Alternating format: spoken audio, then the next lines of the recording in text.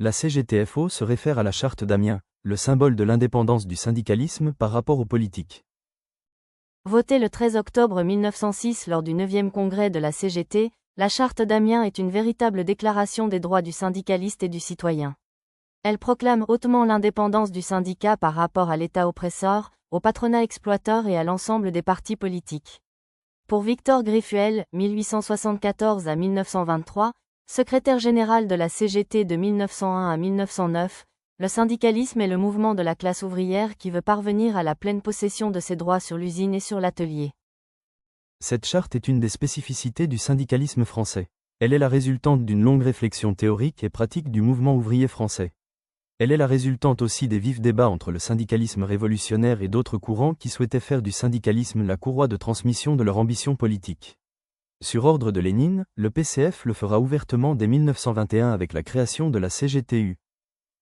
Nombre de travailleurs vont rejoindre l'idée d'indépendance du mouvement syndical face aux politiques en voyant ce qui se passe en Angleterre et en Allemagne.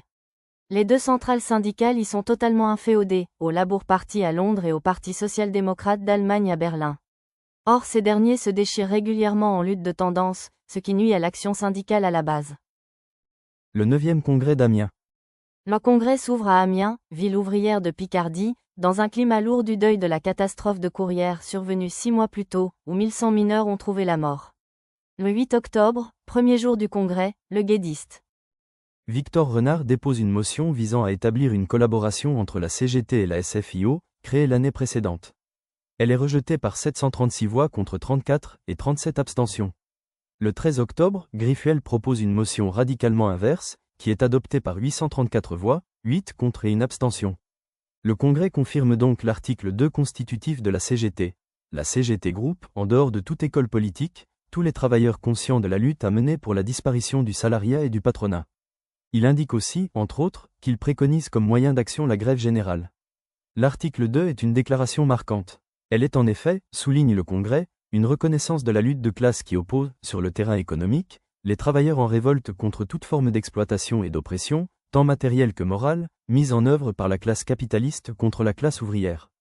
Quant à la liberté d'opinion, le Congrès affirme l'entière liberté, pour le syndiqué, de participer, en dehors du groupement corporatif, à telle forme de lutte correspondant à sa conception philosophique ou politique, se bornant à lui demander, en réciprocité, de ne pas introduire dans le syndicat les opinions qu'il professe au dehors. Déclaration de Victor Griffuel à Amiens. Nous eûmes l'ambition de réaliser sur le terrain économique l'unité concrète de la classe ouvrière, plus de jaurésistes, de guédistes, d'almanistes, d'anarchistes, rien que des syndicalistes marchant réconciliés au même combat de classe.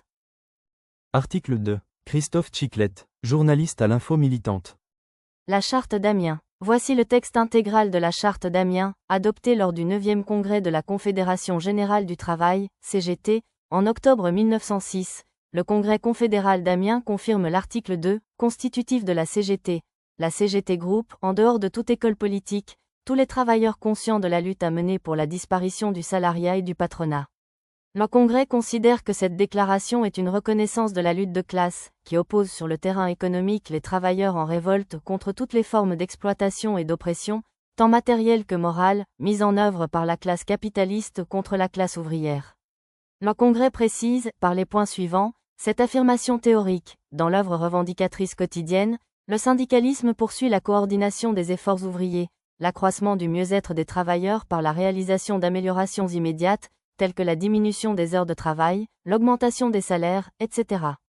Mais cette besogne n'est qu'un côté de l'œuvre du syndicalisme, il prépare l'émancipation intégrale, qui ne peut se réaliser que par l'expropriation capitaliste.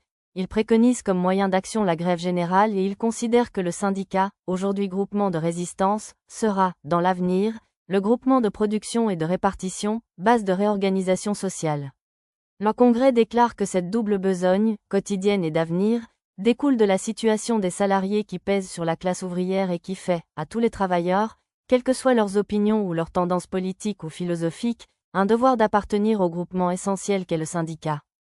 Comme conséquence, en ce qui concerne les individus, le Congrès affirme l'entière liberté pour le syndiqué de participer, en dehors du groupement corporatif, à telle forme de lutte correspondant à sa conception philosophique ou politique, se bornant à lui demander, en réciprocité, de ne pas introduire dans le syndicat les opinions qu'il professe au dehors.